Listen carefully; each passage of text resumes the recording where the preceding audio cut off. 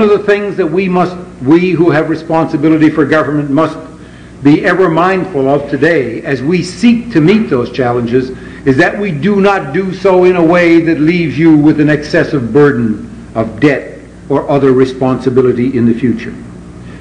And let me just take a minute to elaborate on that, because that's one of the major problems that we're facing now.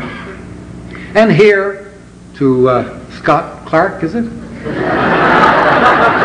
I should say I'm not being unfairly political when I say this. This kind of approach was not peculiar to the government in Newfoundland and Labrador. It was followed by governments all across this country of all political stripes. But in the heyday of the 70s and 80s, people were spending money like there was going to be no limit to it. Everybody was borrowing dollars, thinking we get dollars worth a day, and we'll be able to pay each dollar back with a quarter tomorrow. Well, tomorrow is here. And we've got to pay each dollar back with dollars. And in recent years, they've been harder to come by. But we managed the economy in those times in a different way. We didn't really think in terms of the kind of burden we would be imposing on the future. If you look back at the period from 75 to 87, the jobs that were created in this province at the time, 57% of them were in the fisheries. Now that sounds good. It sounds like it's great entrepreneurial activity, private sector activity, which is good for the economy.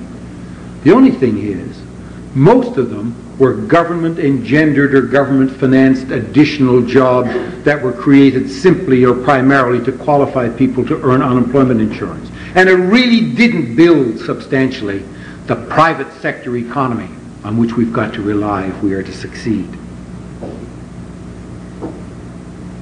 That's 57%. Another 38% were in public service, in the public sector, government jobs, direct government employment or indirect like hospitals and schools and so on, paid from the public treasury. That's 95% of all of the new jobs created during that period from 1975 to 1987 were in those two areas.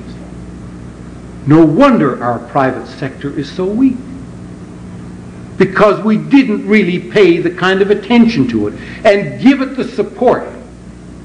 Too many of us were too willing to be critical of the private sector and to be critical of business, to give it a fair chance to succeed. We were all envious if people made a lot of money, instead of shouting for joy if a company was prosperous and earned a lot of money and paid a lot of dividends, which is the approach that we should be developing. Because every dollar that's earned by a business in this province, other people in the province get some benefit out of it in one way or another.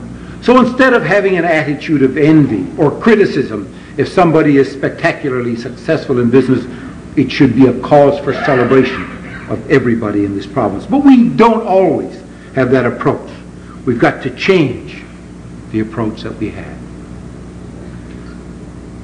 The other thing that governments tended to do was to create obligations at the time because there was a pressing social need for it, or because the collective bargaining process put pressure on government to do it, or the other ordinary political pressures caused it, and they responded at the time by creating obligations and benefits that had no immediate cost but would only have an impact way into the future. And that's what they did. Created obligations that had